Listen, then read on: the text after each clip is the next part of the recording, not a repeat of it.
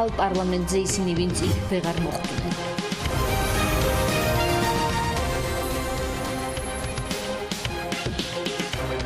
2012 წლის პარლამენტს უფრო მოსილება ხვალ შეუწყდება გასული მოწვევის პარლამენტის 3 დეპუტატს მასპინძლობთ ჩვენ ახლა სტუდიაში. მადლობა მათ მობრძანებისთვის. დავით დარჩიაშვილი, ნაციონალური მოძრაობიდან მურმან დუმბაძე, საქართველოს პარლამენტის ვიცე-სპიკერი, ჯერ კიდევ მოქმედი შალვა შავგულიძე, თავისუფალი დემოკრატი, რომელიც ოცნების კვოტით მოხვდა დიდი კოალიციის ფარგლებში, შემდეგ კი დაასრულებს ამ ვადას როგორც თავისუფალი დემოკრატი.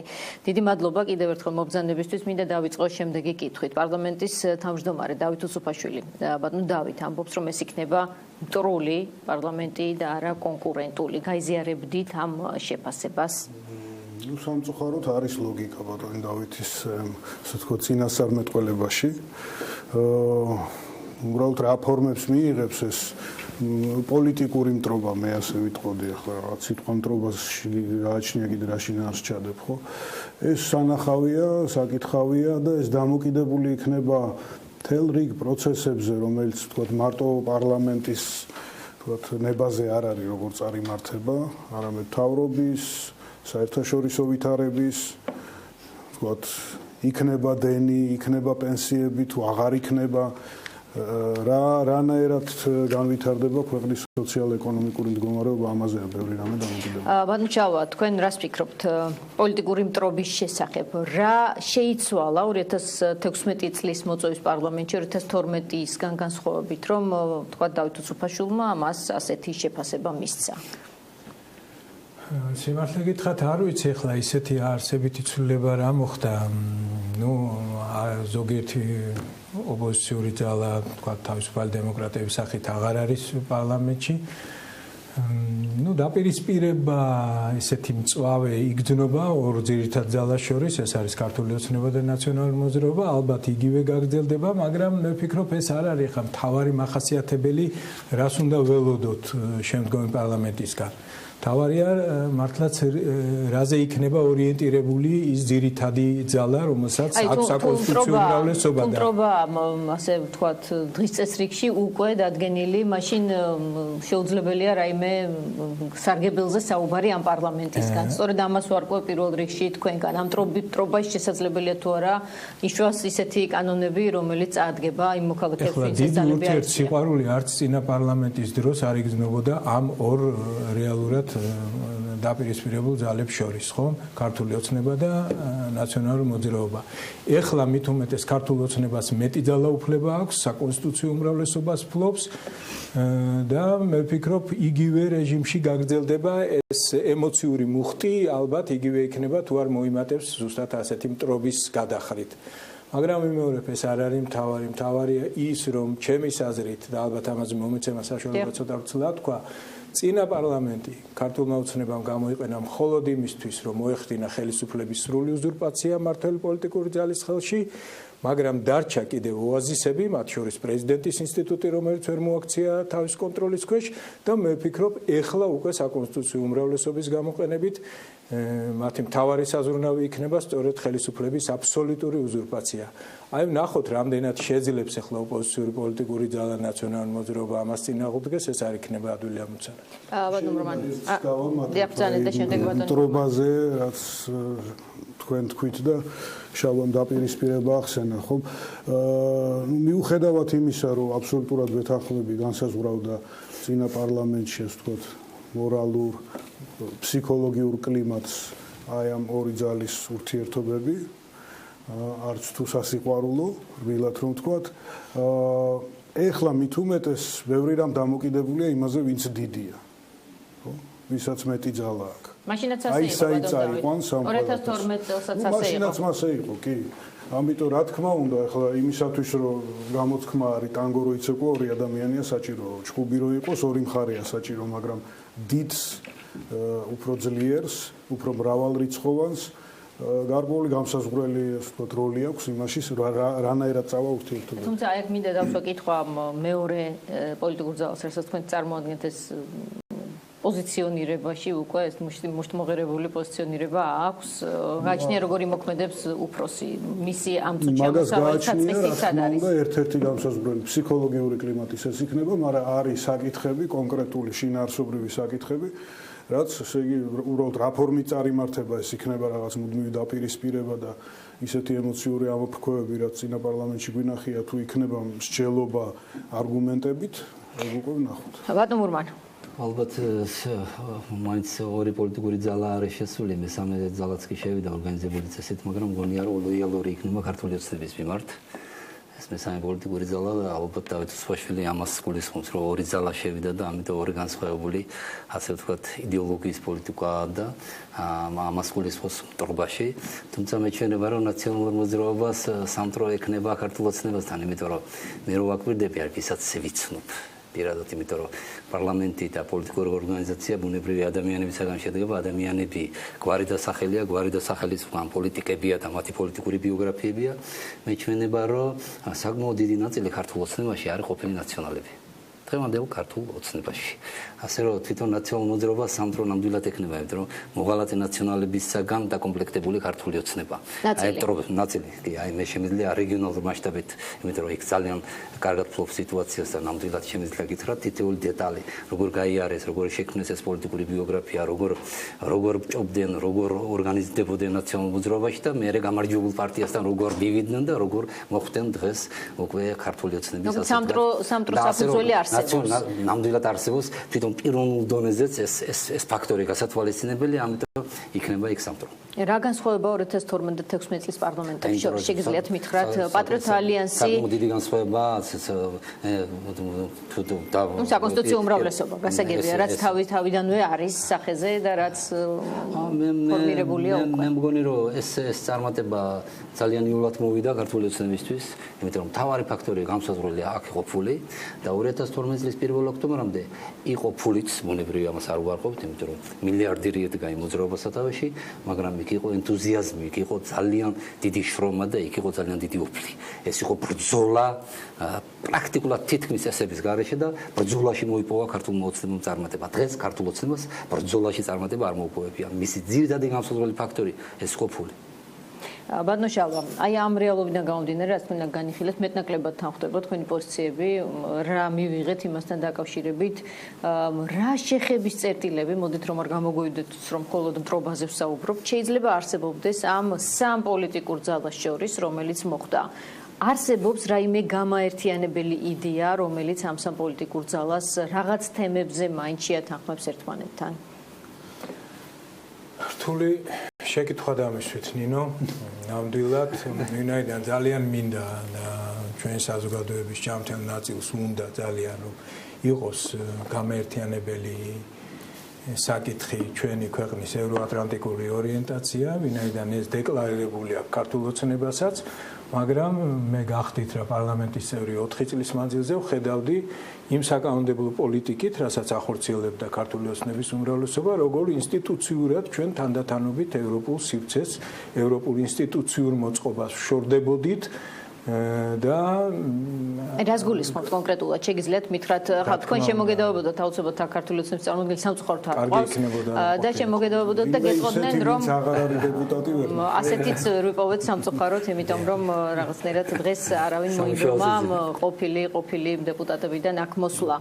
მაინტერესებს სწორედ აი ეს ვიკითხო ქართული გამაერთიანებელი თემა რა შეიძლება იყოს ამ შემთხვევაში ამ სამი პოლიტიკური ძალა? შეიძლება ყოფილიყო, ვიმეორებ, ჩვენი ქვეყნის ევროატლანტიკური ორიენტაცია. თუ ქართული ოცნება რეალურად თქვენ ამბობთ. დიახ, შეიძლებოდა ყოფილიყო, თუ ქართული ოცნება რეალურად დაადგებოდა ამ გზას. და ოცნება სწორედ ამ გამწვავ ოცნება გეტყოდათ, რომ ჩვენ ვიღებთ სავიზო ლიბერალიზაციას ევროპასთან და ეს არის შედეგი და თქვენ რის საფუძველზე ამბობთ, რომ ჩვენ ამას ვშორდებით. ჯერ ერთი ეს შედეგი არის დიდი ხნის პერიოდის ჩვენი ქვეყნის განვითარებისა, ეს არ დაწყებულა არც ეხლა და არც ნაციონალური მოძრაობის ხელისუფლებაში მოსვლის დროს, ეს უფრო ადრე იქნა დაწყებული და ფაქტიურად ჩვენ რაც დამოუკიდებლობა მივიღეთ 90-იან წლებში, ჩვენი ქვეყანა თანმიმდევრულად ევროპული ორიენტაციას გზას ადგა.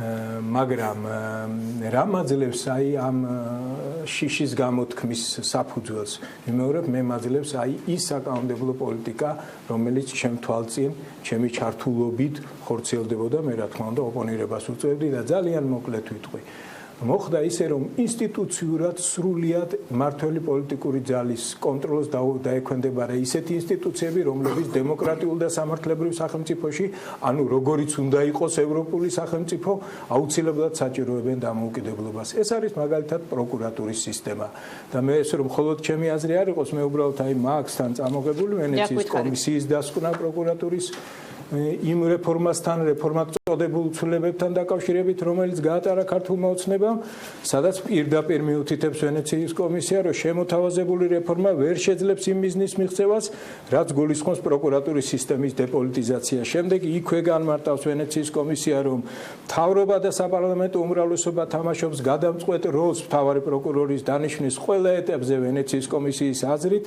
იმისათვის რომ მიღწეული იქნეს დეპოლიტიზაცია მთავრობის და საპარლამენტო უმრავლესობის ანუ მართველი პოლიტიკური ძალის ხომ გავლენა უნდა შემცირდეს მთავარი პროკურორის დანიშვნის საკითხზე იგივეა გათავისუფლების საკითხზე ანუ ინსტიტუციურად აი პროკურატურის ეს ახალი კანონი რეფორმად მონათლული ხომ ფაქტიურად ინსტიტუციურ აბსოლუტურ კონტროლს დაუქვემდებარა მანამდე თქვენ უზურპაცია ახსენეთ ასეთი თემა იგივე გავრცელდა მოგახსენეთ იგივე დამოკიდებულება და საყდრობები ჰქონდათ ნაციონალური მოძრაობის მიმართაც რომ შორდებოდა ნაციონალური მოძრაობის დროს ქვეყანა დემოკრატიული პროცესებით იმ პერიოდში როდესაც და რაც ირღვეოდა ნაციონალური მოძრაობის დროს მე მაშინ არ გახდით პოლიტიკოსი ადვოკატი გახდით და ჩემი კომპეტენციის ფარგლებში რა თქმა უნდა ამის წინააღმდეგი ვიყავი და რამდენადაც შემეძლო ამას ვეწინააღმდეგებოდი ხომ ამას ცხადყობს თუნდაც ევროპის სასამართლოში ის რამდენიმე სერიოზული საქმე რომელთაც იმდროინდელი უსამართლობა იქნა გამოაშკარავებული და მკაცრად შეფასებული მაგრამ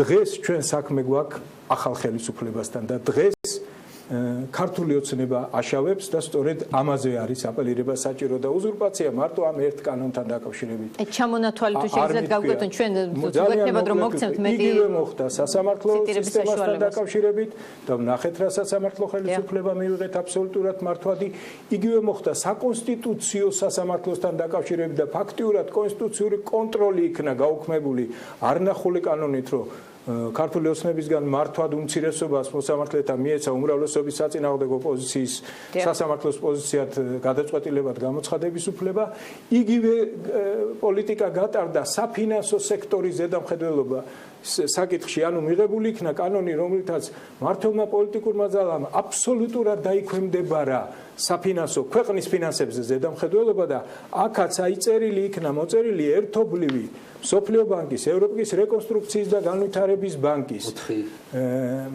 აზიის განვითარების ბანკის და საერთაშორისო სავალუტო ფონდის ქვეყნის პრემიერ-მინისტრს და პარლამენტის თავმჯდომარეს და შემდეგ ასლებს ეკონომიკური სფეროს მინისტრს უგზავნიან და წერია ის რომ შეშფოთებული ვართ იმ კანონით რის მიღებასაც აპირებთ და წერია ის რომ ეს გამოიწვევს საფინანსო სექტორის ზედამხედველობას ეროვნული ბანკის თემაზე არის პოლიტიზირებულ ზედამხედველობას ეხლა შევხედოთ რეალობას ხო თუ ერთი პოლიტიკური ძალა მართველი პოლიტიკური ძალა აიღებს ინსტიტუციურ კონტროლს სახელმწიფო ბრალდებაზე პროკურატურის სახით სასამართლო ხელისუფლებაზე კონსტიტუციურ კონტროლზე ქვეყანაში საკონსტიტუციო სასამართლოს სახით ფინანსებზე და ჩვენ ხედავთ როგორ დაუოკებლად იბრძვის რომ მედია სრულად გააკონტროლოს ჩვენ ვიღებთ რას ვიღებთ ერთპარტიულ დიქტატურას მე მთელი პასუხისგებლობით ვაცხადებ და ფილოსოფიურ ლექსიკონში შეუძლია ნებისმიერ ნახოს როცა აღარ ხდება ინსტიტუციური მართვა ქვეყნის და ერთი პოლიტიკური ძალა აკონტროლებს ყველა ინსტიტუციას და ინსტიტუციები ფორმალობები ხდებიან და რეალურად ამ პოლიტიკური ძალის ნების გამტარებლები ამას ქვია ერთპარტიული დიქტატურა და კიდევ უფრო მეტს ვიტყვი და ეს დიქტატურა არ არის კლასიკური ერთპარტიული ძალიან ცუდი ფორმით ავტოკრატიული არაფორმალური მმართველობის სახით ხორციელდება. ანუ ყავს ერთი არაფორმალური ავტოკრატი მმართველი, რომელიც აბსოლუტურად აკონტროლებდა, რომელსაც ექვემდებარება ის ერთი პარტია, რომელიც თავის მხრივ სრულ ინსტიტუციურ კონტროლს ახორციელებს ინსტიტუციებზე. ეხლა ეს არ არის ევროპული გზა და სწორედ ამიტომ ამბობ, რომ ქართული ოცნება ახდენს დეკლარირებას და ის რომ ჩვენ მივიღეთ ვიზა ისა ასოცირების ხელშეკრულება, იქნებ მივიღოთ ვიზა ლიბერალიზაცია, ეს არის ინერცია. დაწყებული მანამდე ქვეყნის სვლისა და ეს არის კიდევ ევროპის სურვილი, რომ არ დაკარგოს საქართველო. და მოდით ამას ნუ მივაწერთ ამ სიკეთეს თავიდან. ბატონო მურმან ვიდრე ბატონ დავთან გაიზიარებდით ბატონ შალვას ძალიან ესეთი მუქ პროგნოზი დამოუკიდებელი საქართველოს დღიდან მოპოვებისა 90 წლიდან მოყოლებული ისტორია დასტურებს, რომ ასეთი განაწილება პოლიტიკური ძალებისა განსაკუთრებით საქართველოს პარლამენტში და სხვაგანაც ადგილობრივ თვითმმართველობაში სრულდება კრახით. მე დღევანდელი ქართული ოცნების ასეთი დიდი უპირატესობით გამარჯვება მაგონებს აღორძინების კავშირს, მოქალაქეთა კავშირსაც ვერ შევადარებ, იმიტომ რომ ეგ ცოტა სხვა ბალანსები იყო. ასლან აბაშიძის პერიოდს იხსენებთ თქვენ აჭარაში. ეს ძალიან მძიმე პერიოდი იყო ბატონ მურმან, რამდენად ადეკვატურია შედარება. ქვეყანა განვითარდა, გასაგებია ახლა გზები, შუქი, ინფრასტრუქტურა, ბიუჯეტის ცნება შემოვიდა, გასაგებია ეს არ არის, ასე ვთქვათ, დღევანდელი ხელისუფლებისა და დღევანდელი ქართული ოცნებისა და მისი ლიდერების ფორმალურის თუ არაფორმალურის დამსახურება. ეს არის ისტორიული პროცესია და ნელ-ნელა ქვეყანა განვითარდა, მაგრამ თვითონ დაკომპლექტების წესში ცვლილების ვერ შეტანა, თვითონ დაკომპლექტების შედეგი მაგონებს აღორძინების კავშირის.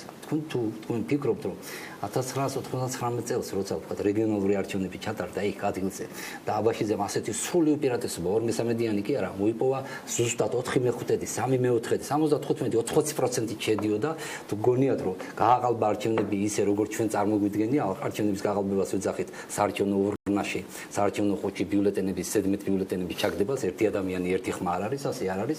იქაც პოლიტიკო ნაყიდი, მე ისე ვიმეორებ ამ ფაქტორს. ეს არის ძალიან მნიშვნელოვანი ფაქტორი და მე ღრმად ვარ დარწმუნებული. მე არ მაქვს ამის სურვილი, მაგრამ ღრმად ვარ დარწმუნებული, რომ ძალთა, პოლიტიკური ძალთა ბალანსის ასეთი გადანაწილება საქართველოს პარლამენტში შესაძლებელია დამთავრდეს სერიოზული კრახით.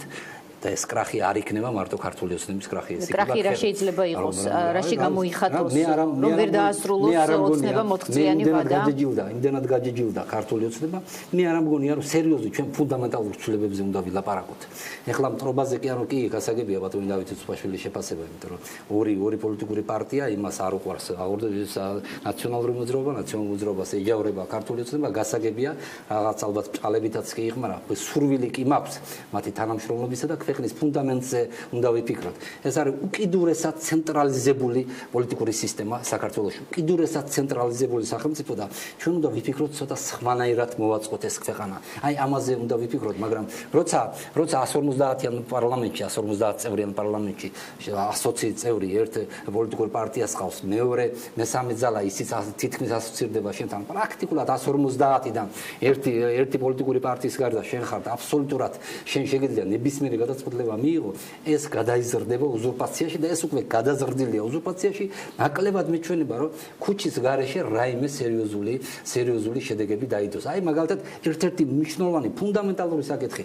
აქ არის ბატონი დავითის, აქ არის ბატონი შალვათ, როცა ვფიქრობდით, როცა ხელისუფლებაში იყო, ცუდი იყო, მაგრამ როცა ოპოზიციაში იყო 4 წლის განმავლობაში მე ვერ დავინახე მათი ცუდი ქმედება. აი მაგალითად, რასაც ვითხოვდით ჩვენ 2007-ში, 2006-ში, 2005-ში, 2003-ის შემდეგ განსაკუთრებით 2012 წლამდე, მაგალითად ერთ-ერთი მნიშვნელოვანი ფაქტორი ქვეყნის ხელისუფლების დაკომპლექტებისა, ეს არის საარჩევნო ფორმულის შექმნა. ნუ თუ ასე რთული იყო, მოწადინებული იყო ოპოზიციაც, მაშინდელი ნაციონალური მოძრაობა, მოწადინებული იყო აქეთა ნაწილიც, რაღაც ნაწილი მოწადინებული ვიყავით და მაგრამ ვერ მივახციეთ ამ წარმატებას. ძალიან ნაკლები ალბათობა იმისა, რომ 117 კაცი მოიწადინებს და ამ საარჩევნო ფორმულას შექმნის. ეხლა მათი ამოცანა ბიძინა ივანიშვილმა ხელისუფლების მეჩვენება, რომ იმიტომ რომ ამ პროცესებში ძალიან ვიყავი ჩართული და 2012 წლის 1 ოქტომბრამდე რა ხდებოდა ნამდვილად კარგად ვიცი და მათ შორის ფინანსური თვალსაზრისითაც რა ხდებოდა. მეჩვენება ხალბატონო ნინო, რომ ბიძინა ივანიშვილმა ხელისუფლების მოპოვებისათვის გაცილებით ნაკლები თანხა დახარჯა, ვიდრე ხელისუფლების შენარჩუნებისათვის. და ეხლა შენარჩუნებულ ხელისუფლებას ასე ადვილად გაუშვებს და ის გადააკეთებს საარჩევნო ფორმულას, ის შეცვლის საარჩევნო გარემოს, ის შეცვლის საარჩევნო სისტემას, ნაკლებად სავარაუდოა ქუჩის გარეშე. ეს კი არ ნიშნავს, რომ მე რაღაცას მოვუწოდებ. ეს არ მსურს, ეს არ მინდა, მაგრამ მე შემიძლია ისტორიის გამოცდილებიდან გითხრათ, რომ ნებისმიერი ასეთი ძალთა ბალანსი თავდება კრახით. გასაგებია ბატონ დავით, ქუჩა თემა, რომელსაც თქვენი ერთ-ერთი ლიდერი უკრაინიდან ითხოვს, უკვე კარგა ხანია. ქუჩა დამიტოვეთ? არა, ქუჩა არ დაგიტოვეთ, ქუჩა უბრალოდ გადმოვდივარ ამ შეკითხვით. ვიდრე ამაზე გადავალთ, მინდა ვიკითხო, რომ დასავლური აზროვნების, სახელმწიფოს დასავლური მოწყობის თემაზე ისაუბრა ბატონმა შალვამ. ეს არის თემა, რომელზეც თქვენს არ გქონდათ განსაკუთრებული ძლიერი პოზიციონირება გასული 9 წლის განმავლობაში. მე მაინტერესებს ერთადერთი დამცველი დასავლურობის, თუ კი ეს მძიმე პროგნოზები გამართლა, რასაც ბატონ შალვა ამბობს, ნაციონალური მოძრაობა რჩება პარლამენტს გარეთ ალბათ იქნება ბევრი ძალა. რამდენად შეძლებს ნაციონალური მოძრაობა ამის გაკეთებას? იმისა, რაც თვითონ ვერ გააკეთა თავის დროს. ამ ბევრმა ძალამ, ვინც გარეთ რჩება და თვითონ ნაციონალურმა მოძრაობამაც უნდა მოახერხოს ის, რომ საზოგადოების უმრავლესობა გახდეს იგივე განწყობის. ეს არის მოსახერხებელი და სამუშაოა მათ შორის გარეთაც, პარლამენტს გარეთ. მეც აბსოლუტურად ვეთანხმები ბატონ მურმანს, არ მინდა რომ ეს პროცესები, ასე ვთქვათ, ქუჩაში გადავიდეს და რაღაცნაირად უმართავი გახდეს, იმიტომ რომ გავლილი გვაქვს და ეს არის მთლიანად ქვეყნისათვის დამაზარალებელი. ყველას ეხება, ყველა ოჯახს, მიუხედავად იმისა, რომ მხარესაა და ვის საერთოდ აინტერესებს პოლიტიკა და ვის არა. და ეხება ცუდად, თუ არ ყოფითად. ზარალდება მთელი საზოგადოება, ხო? ამიტომ იყო 2012 წელს თუ რამ კარგი იყო, ჩემი გადმოსახედიდან, რომელიც წინა ხელისუფლებას ეკუთვნოდა, ის რომ შვიდობიანად მოხდა ხელისუფლების ცვლა. და ეს უნდა გაგრძელდეს. მაგრამ ეხლა რაც ხდება და რასაც ვაკვირდებით, რაზეც ილაპარაკეს აგერ კოლეგებმა, მართლა ართულებს, სისტემურად ართულებს იმას, რომ ჩვენ გადავიდეთ ხოლმე ესე პერიოდულ სახელისუფლო ცვლილებებზე, პარტიებს შორის, ასე ვთქვათ, ხდებოდეს ეს პროცესი მშვიდობიანად, ამას არც საკანონმდებლო, ასე ვთქვათ, ჩარჩო არ უწყობს ხელს, რაზეც იყო უკვე ლაპარაკი საარჩევნო კანონმდებლობა სისტემას გულისხმობ და არც ის განწყობები, რაც დღევანდელ ხელისუფლებაში არის. ამიტომ რისკი მაღალია, რომ ჩვენ ისევ, ასე ვთქვათ, რაღაცა არასტაბილურ ფაზაში აღმოჩნდეთ. რა შეიძლება აი ქუჩას მივდივართ არასტაბილურ თემამდე. ნაციონალური მოძრაობა ამისთვის მზად არის. ამ წუთში თქვენ ვერ ხედავთ ამის აუცილებლობას და ახლა ფიქრობთ, რომ ამის საფუძვლები არ არსებობს, მაგრამ ემზადებით თან პარალელურ რეჟიმში. გააჩნია რისი სოციალური საფუძვლები ნელ-ნელა მომწიფდება, ვეთანხმებით, რომ რაც აქ ითქვა, თუ ასე გაგრძელდა ეს უზურპაცია, ეს დაუოკებელი სურვილი, რომ ყველა ინსტიტუტი დაიქვემდება, რომ გააკონტროლო, აუცილებლად ისტორიამ ეს გვასწავლო, მთავრდება დიდი შეცდომებით ეკონომიკაში, სოციალური დაცვის კუთხით, რა კუთხითაც გნებავთ, ძალოვანი სტრუქტურების მუშაობაში, ყველაფერში და ეს ბოლოს იჩენს ხოლმე თავს არასტაბილურ განწყობებში, საზოგადოებაში და აი იმ პროცესებში, რაც გავლილი გვაქვს 90-იან წლიდან დღემდე, ხო? ეს მოხდა, ხო?